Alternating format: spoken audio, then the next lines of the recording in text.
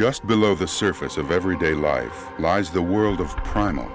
Throughout recorded time, the balance between order and chaos has been maintained, but all that is about to change.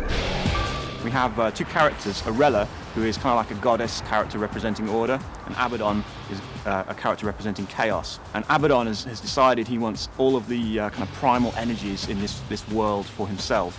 So he has broken some kind of eternal laws that exist between the two of them and has set into motion a plan where he has disrupted the balance of order. As far as we see it, it begins with a character called Jen, who is at a nightclub with her boyfriend Lewis, and Lewis is playing on stage in a band.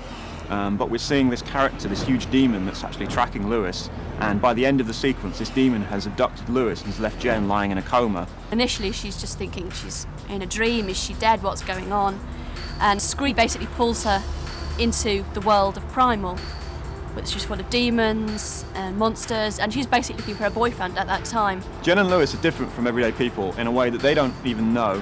They were both taken away as babies into this world of oblivion, and they were changed such that they have become half demon. They have no idea of these abilities that kind of lying latent, and it's only when they're both drawn into the game we see the fact that she has the ability to shift into each of the different demon races. What have you done to me? The character that brings Jen into this world is a character called Scree. He appears to be this little gargoyle, but he's actually a much bigger character than he seems, and he is going to be leading Jen on this quest where she has to restore the order in these two kingdoms that have been corrupted.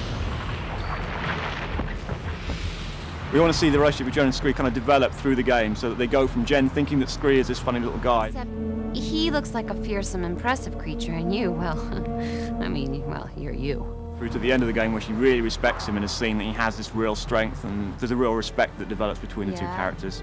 Well, you and the big man made a great team. Don't you think so, Rocky boy? That we have a very detailed storyline. It's like a movie, really, where there's a lot of different subplots interlacing between each other.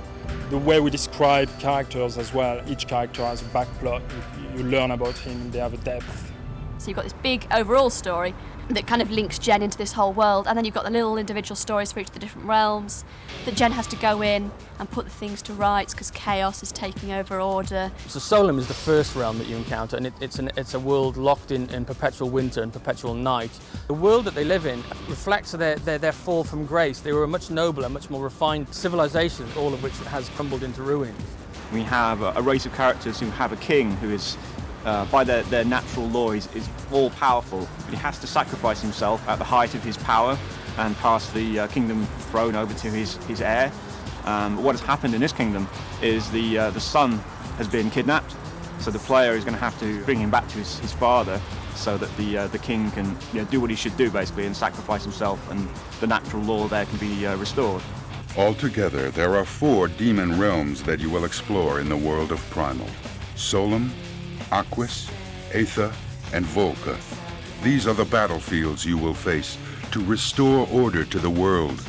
Learn each realm well, or else.